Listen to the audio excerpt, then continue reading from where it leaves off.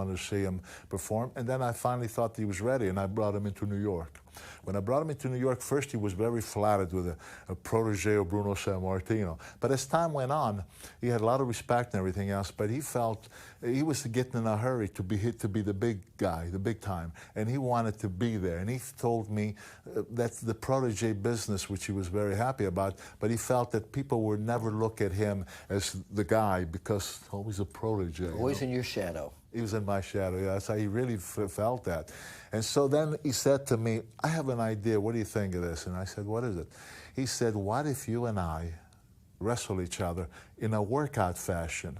He says, we'll let the people at home know that this is not a wrestling match, but a workout session. And I said, okay.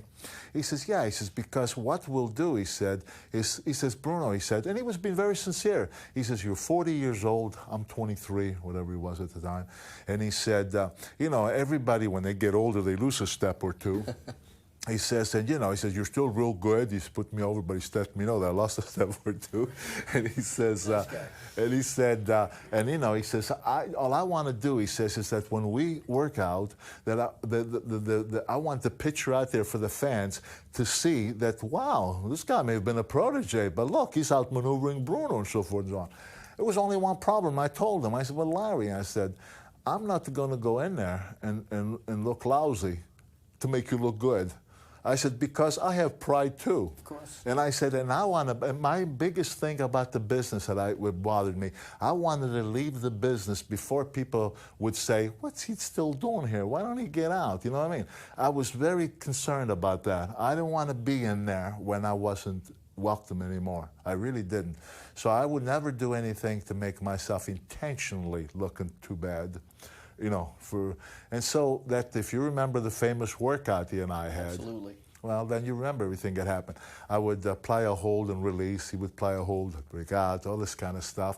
And there was a little frustrations, which you probably didn't know about that, people started laughing in the audience, and they felt that he wasn't looking so like he claimed he could do this and that. Right. And then, of course, we took it to the step where he bashed me with a chair and blood and all and that was amazing because the world couldn't believe that he turned. Anyone would turn against this. And remember, they had to soak the ring with the blood, with the towels. I don't know if you remember that. They literally had, that's how much blood they came. Because I got whacked 4 times with the chair, and each time I thought he busted the chair on my head. Those were ECW chair shots, way back when. I mean, they was really busty, you know, really hard. And of course, from that, then, boom, start coming the matches.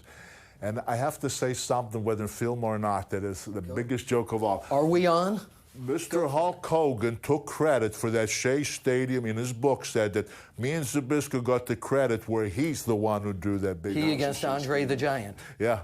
And here's the same match went into White Plains, New York, and drew a big fat 900 people, where Zabisco and I kept selling out the Garden, Pittsburgh, Washington, the Capitol Center, 1 o'clock in the afternoon, and Baltimore. Every place where that match went, we turned them away.